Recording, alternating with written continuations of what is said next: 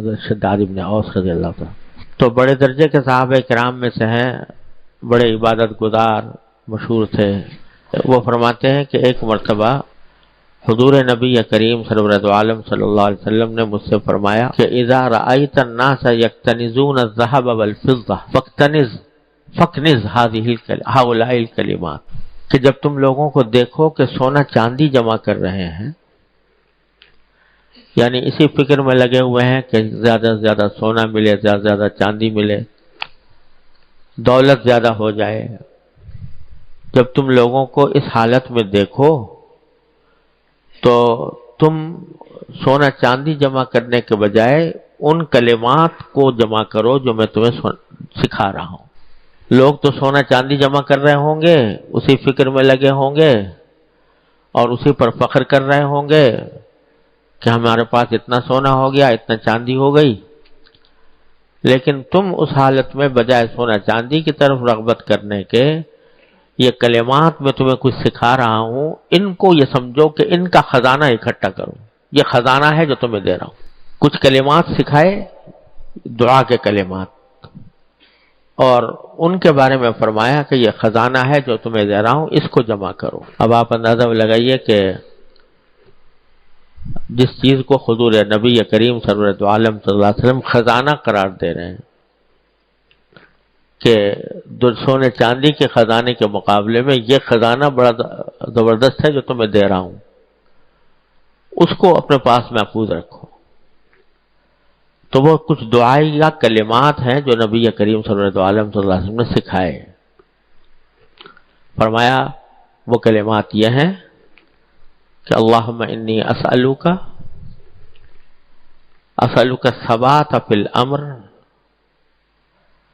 وعزیمت الرشد واسألوک شکر نعمتک وحسن عبادتک واسألوک لسانا صادقا وقلبا سلیما وخلقا مستقیما واسألوک من خیر ما تعلم وَأَعُوذُ بِكَ مِن شَرِّ مَا تَعْلَمُ إِنَّكَ أَنْتَ عَلَّامُ الْغُيُوبِ۔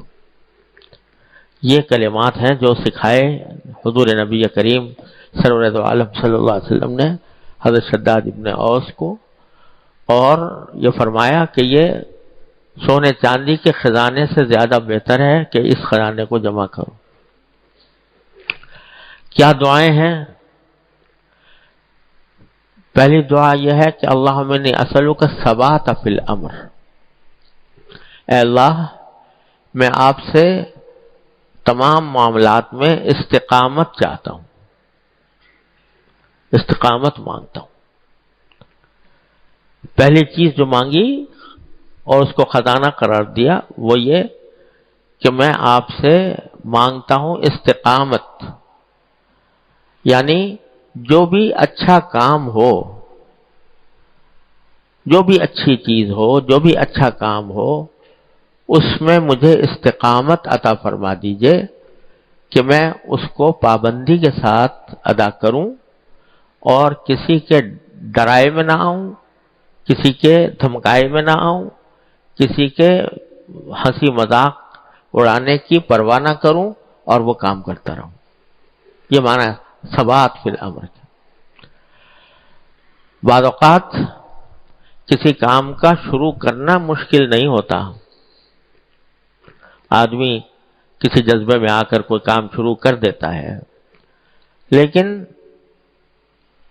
اس کام پر استقامت رکھنا کہ بس پھر پابندی سے کرے وہ آدمی، یہ مشکل ہوتا ہے۔ اس کی توفیق اللہ تعالیٰ سے مانگنی چاہیے، اے اللہ ہمیں استقامت کی توفیق عطا فرما۔ بہت سے لوگ ہوتے ہیں کہ کسی وقت جوش میں آ کر، جذبے میں آ کر کوئی اچھا کام شروع کر دیا، لیکن بعد میں کسی نے مذاق اڑا دیا، کسی نے کوئی ڈرا دھمکا دیا، کسی نے کوئی جملہ فقرہ چست کر دیا، اس میں جا کر پھر پھسل گئے، یا اور کسی کی کہنے میں نہیں، خود اپنے نفس اور شیطان کے بہکاوے میں۔ شروع تو کر دیا لیکن نفس نے بہکایا کہ بھئی یہ کون سا فرض ہے، واجب ہے، چلو نہیں کیا تو نہیں کیا. اس کے نتیجے میں آدمی جو ہے وہ پھسل جاتا ہے اور استقامت سے دور چلا جاتا ہے. تو حضور نبی کریم صلی اللہ علیہ وسلم نے یہ دعا سکھائی کہ اللہ تعالیٰ سے استقامت مانگو، کیونکہ تھوڑا عمل ہو لیکن استقامت کے ساتھ ہو تو وہ اللہ تبارک و تعالیٰ کے ہاں بڑا اس کی بڑی قدر ہے اور وہ انسان کے لیے بڑا مفید ہوتا ہے. اور ایک مرتبہ میں زیادہ کر لیا اور دوسری مرتبہ میں چھوڑ دیا تو اس سے کچھ فائدہ نہیں ہوتا. فرمایا کہ خیر العمل ما دیم علیہ وان قل، سب سے عمل اچھا وہ ہے جس پر استقامت ہو، مداومت ہو، چاہے وہ تھوڑا ہی کیوں نہ ہو. اسی لیے بزرگوں نے فرمایا کہ اپنے نفلی عبادتوں کے معمولات جو ہیں وہ اتنے مقرر کرو جس کو نبھا کر کر سکتے ہو. تھوڑے کرو مگر نبھا کر کرو. اور بزرگوں نے اس کی مثال یہ دی ہے کہ فرض کرو ایک نل ہے، اس میں سے پانی گر رہا ہے. اگر ایک ایک قطرہ بھی گر رہا ہو نل سے پانی اور نیچے پتھر رکھا ہو تو ایک مدت کے بعد اس پتھر کے اندر سوراخ کر دے گا وہ، حالانکہ چھوٹا سا قطرہ ہے لیکن مستقل گر رہا ہے، مستقل گر رہا ہے، گر رہا ہے، گر رہا ہے، گرتا جا رہا ہے تو وہ پتھر میں سوراخ کر دے گا. اور بہت تیز پریشر سے آپ نے پانی کھولا، اس طرح جتنا اس قطرے سے ہزاروں گنا زیادہ پانی بہا دیا لیکن پتھر پر کچھ اثر نہیں ہوگا. تھوڑا ہو، پابندی سے ہو تو اللہ تبارک و تعالی نے اس میں بڑی برکت رکھی ہے، اس کا بڑا فائدہ ہوتا ہے.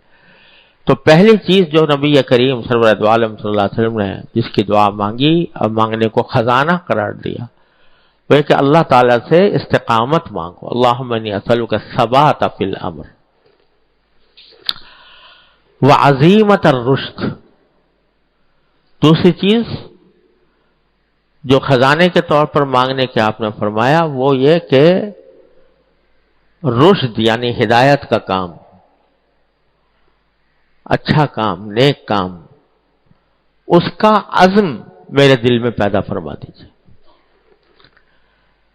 یعنی بسا اوقات انسان کسی کام کو اچھا سمجھتا تو ہے کہ یہ کام اچھا ہے، نیک ہے، ثواب کا ہے، اللہ تعالیٰ کے یہاں اس کا اجر ہے، لیکن ہمت نہیں ہوتی، اس لیے عزم نہیں کر پاتا.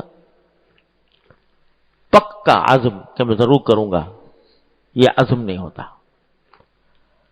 تو یہ بھی اللہ تعالیٰ سے مانگنے کی چیز ہے کہ اللہ تبارک و تعالیٰ ہی سے مانگے کہ اللہ جو ہدایت کے کام ہیں ان کے اندر میرا عزم پختہ کر دیجئے، میں پکے عزم کے ساتھ، پکے ارادے کے ساتھ وہ کام کروں. یہ جو ہوتا ہے نا کہ باوجود اس کے کہ آدمی جانتا ہے کہ یہ کام اچھا ہے، نیک کام ہے، اللہ تعالیٰ کے یہاں پسندیدہ ہے، اجر و ثواب کا سبب ہے، مگر ہمت نہیں ہو رہی کرنے کی. جانتا ہوں ثبات طاعت و زہد، غالب کہتا ہے جانتا ہوں ثبات طاعت و زہد یا ثواب طاعت و زہد، پر طبیعت ادھر نہیں جاتی.